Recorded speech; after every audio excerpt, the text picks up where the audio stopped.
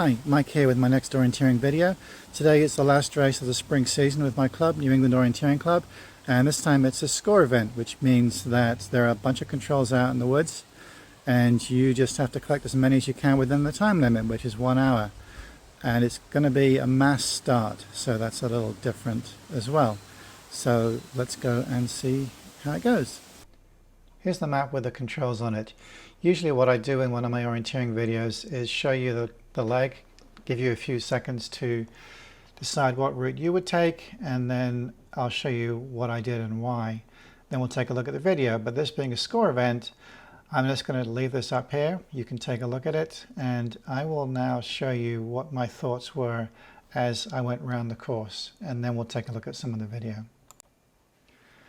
Okay, so when I first got the map, I thought the only way out of the start was to go around this way. I did not actually, in fact, see that there were controls down here, so that was a bit stupid on my part. Anyway, the way to go was just to pick up control 5 and then go to 4 and then go along to 19. Now from here, I had to start thinking about what to do in a little bit more detail, and I decided to go to 18 next.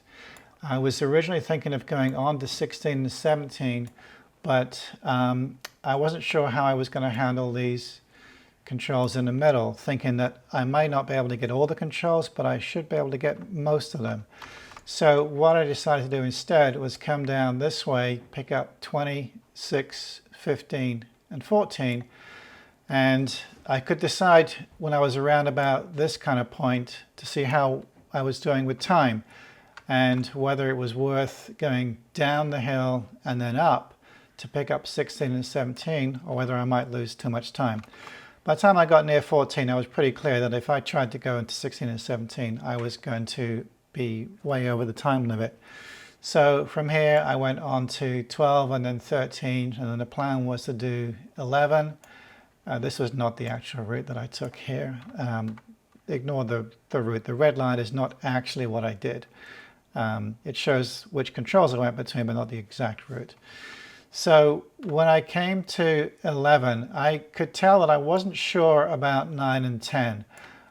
If I was going to go to both of them, there was going to have to be a way to get between 9 and 10 that might entail going through this wood here, and I was going to lose a little bit of time. I figured I might take an extra 3 or 4 minutes doing that, and I was a bit concerned when I was at 11 about the time. So I thought if I try and go for 9 and 10, I will turn back late. I will arrive back late. So instead, I just went straight for 9, and then it was a case of going for 8, 7, 3, and after 3, just pick up 2, 1, and go around to the finish. One of the mistakes I did make, though, was coming out of 3 was fine, but when I got onto the road here, for some stupid reason I don't quite understand, I thought I was coming down here, and so I was therefore looking for this corner, which of course never came. So I carried on running along here. I did stop at about the right place because I could see there was a lake and things didn't match up. Where the heck was this corner? Because I couldn't see it anywhere. And I didn't see the control really quickly from the trail, just looking that way. So I messed around a little bit here, probably lost another minute. I don't think I lost as much time as I did. When I eventually came back around here, I was almost 3 minutes late, which cost me 3 controls worth of points. I think in the end, the only way that I could have got round without losing time would have been to skip 12 and 13 up here and go straight from 14 down to 11. I would probably got back in time. I'd have had 2 less controls, but as it was, I lost 3 controls worth of points, so that would have been a better choice. Anyway, that's the way I did it. Here's some video from the event. Okay,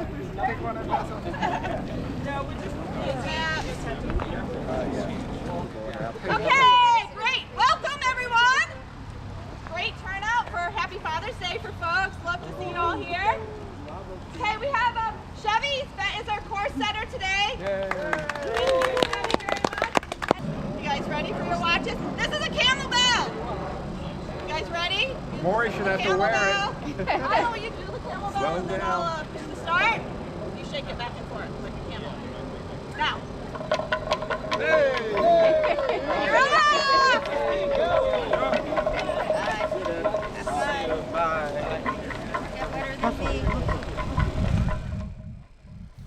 Well, off we go. And like I said, I thought this was the only way to go at the beginning. Wasn't true, but anyway, did it. Got to the first control. I thought it was off the trail, so I didn't even read the map properly on the way to the first control. That wasn't a good start. Next one, we go off along a long trail run to get to number 4. I cut the corner, unlike some other people. Got there, perhaps saved a few seconds doing that. So that was good. Then on to 19. Bit of a road run there. Well, not road run, trail run. Yeah, a bit of a road as well. Getting overtaken by one of our youngsters there. And I'm sort of trying to figure out what to do after 19. Do I go to 20 or do I go up to 18? But I had decided pretty quickly that I was just going to go on up to 18, except it was up a steep hill. And after 18, as I said in the planning, I decided to go back down to 20. So I did lose quite a bit of climb there. Here we are getting on to number 20.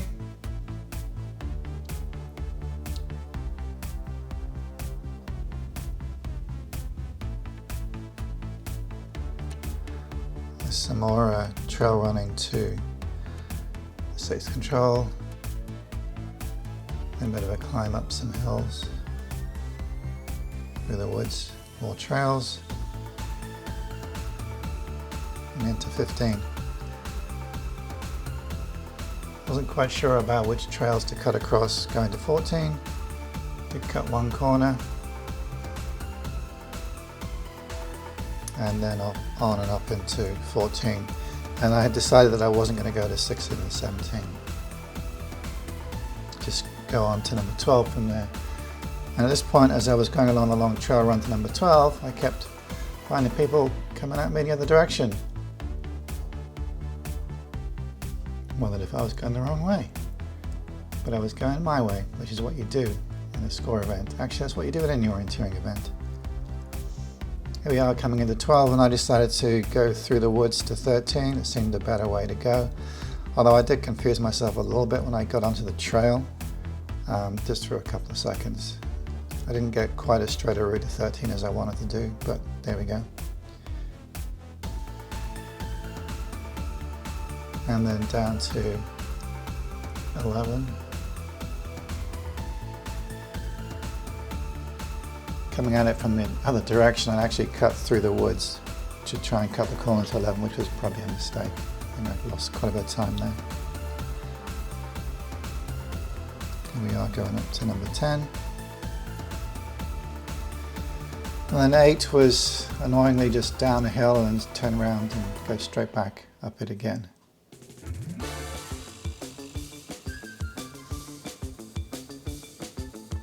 If it was going the other way, or if I'd gone to 9 to 8 would have meant that I wouldn't have gone down and up the hill, I would just have gone up it. Something I hadn't considered. Here we are at number 7, and it's just a long, pleasant trail run to get to control number 3. Coming up here.